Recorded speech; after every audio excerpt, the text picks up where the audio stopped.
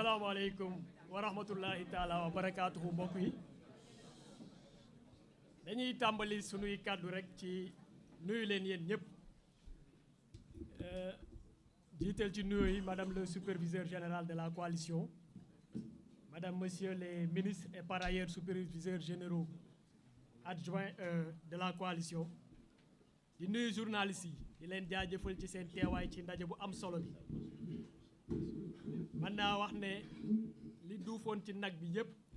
ñi ma jiitu ci kàddu gi daanaka wax nañ ko wala jël nañ donc li ñuy def barkeelu lañ koy mën a woowee ci wolof may wax ne erreur bi ñu mën a def tey mooy jàpp ne exercice médiatique bi ñuy def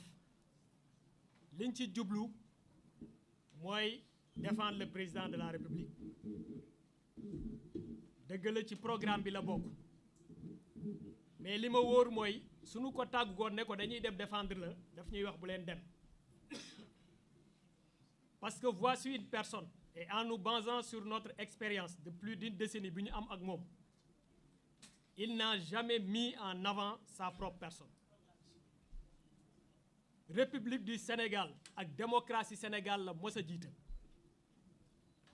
te loolu mën nañ ko gis ci avant projet de loi yi nga xam ne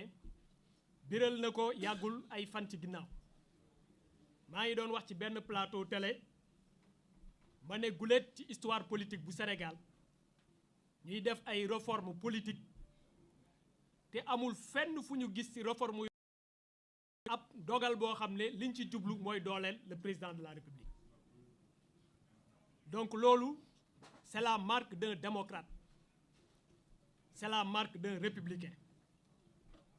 madame 2011 am na fi 2024 yàggul à chaque fois ñu gis cette convergence entre la République l'essentiel c'est la démocratie loolu moo waral suñu teewaay tey fii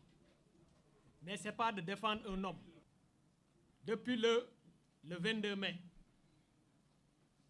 mooy il y a une tentative au Sénégal aujourd'hui d'instaurer un régime parlementaire. Ils sont en total contre-fou avec les valeurs, avec la promesse, avec l'idéal de base du passé bi nga xam ne moo taxoon ñu dugg ci politique ci la ñu nekkoon di ci xeex ak le président de la République. ñuy wax ne boo leen xoolee ci histoire fépp fu crise politique mosoon a am c'est le régime parlementaire qui est à l'origine. Keroog bi nga xam ne le président allemand Hindenburg dafa fekk c'était Hitler qui était majoritaire au Parlement li Hitler def après ñëpp xam nañ ko dafa changer les règles du jeu instaurer un régime totalitaire. C'est le même dessein politique aujourd'hui qui est en train d'être orchestré, c'est d'instaurer au Sénégal un passéisme politique mooy jëli ñu ci régime bi nga xam ne ci lañ nekk muy un régime d'équilibre des pouvoirs yóbbu ñu ci un régime de déséquilibre des pouvoirs au profit du Parlement. may wax ne boo leen fàttalikoo la crise de 60 am na ñoo xam ne foofu la ñuy trouver les causes parce que le Parlement était très fort mais jarul ñuy sori nañ dem France lan moo indi 5e République. li indi 5e République c'est parce que la 4e République française était une république qui était marquée par une instabilité chronique des gouvernements. À chaque fois dañuy former gouvernement tey le même soir député yi daje voté motion de censure daaneel gouvernement bi kenn xamul ñaata gouvernement la France am entre 1946 ak 1958 bi nga xam ne ci la De Gaulle jëlaat pouvoir bi. moo tax keroog bi De Gaulle jëlee pouvoir bi lan la wax dafa ne benn yéene laa am mooy fexe ba pouvoir yi entre gouvernement bi exécutif bi ak législatif bi ñu rééquilibrer ko. dëgg la on ne peut pas dire que le régime politique sénégalais tire ses origines à 100% de la 5e République mais am na lu bëree loo xam ne jël na ko ci te bokk na ci mandarga yi nga xam ne bokk na ci li mu bokk ak ce régime cette 5e République mooy un régime qui prône l'équilibre des pouvoirs. te tey li nga xam ne moom mooy le projet de ce segment du PASTEF parce que dama leen woowee PASTEF man ça idéologiquement historiquement man il ne me représente pas et je me réclame de PASTEF. Je me réclame de la coalition Diomaye Président parce que c'était ça la promesse de base le 24 mars 2024 te ci loolu lañ nekk ba léegi ñu jaaree ko ci loo xam ne tous les régimes politiques les régimes parlementaires ci loolu lañ ko jaare mooy la majorité mooy ñun ñoo am majorité lu ñu neex la ñuy def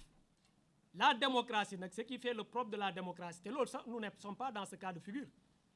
Moi, la capacité de la majorité à pouvoir dialoguer, à pouvoir travailler avec ce qu'elle considère comme la minorité, dont la minorité a moufi. Parce que le ministre Abdourahmane Diouf, c'est ça la vérité. En novembre 2024, les Sénégalais n'ont pas voté pour un homme ou bien pour un parti politique. Ils ont donné une majorité au pouvoir exécutif pour réaliser les promesses électorales le 24 mars 2024. C'est ça la vérité. Et ça me permet de revenir sur une séquence historique et d'appuyer les propos de Madame le Premier ministre sur cette histoire de chef de parti. Keroog bi nga xamé né Sénégalais yi wolu nañ le président de la République jox ko seen confiance le 24 mars. Moi, puisque le président de la République mom lañu fal mom lañuy laaj bilan en 2029 li nga xamné lool mo nékkon le mandat du bureau politique. Moi, ki nga xamné mo jité parti Pastef mu dem ànd ak la coalition Diomaye président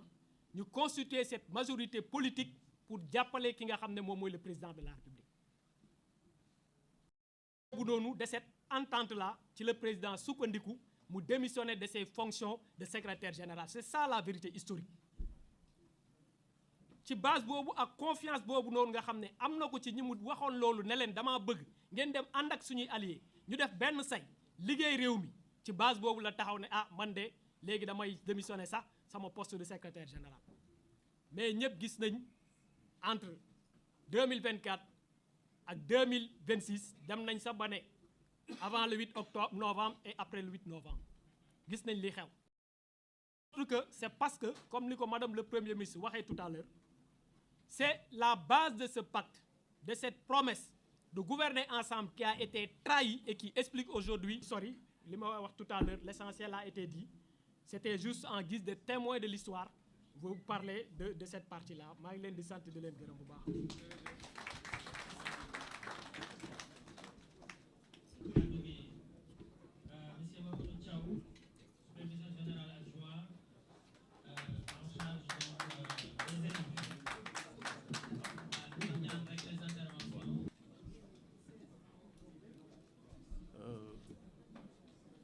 Bonsoir, Madame la superviseure générale,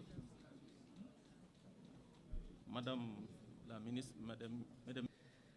À ma qualité de chargé de la coordination des élus de la coalition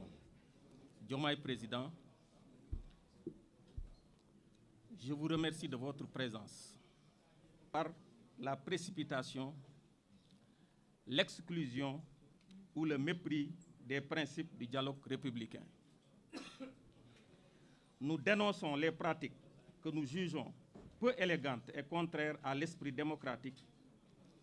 de la part de la majorité parlementaire qui semble privilégier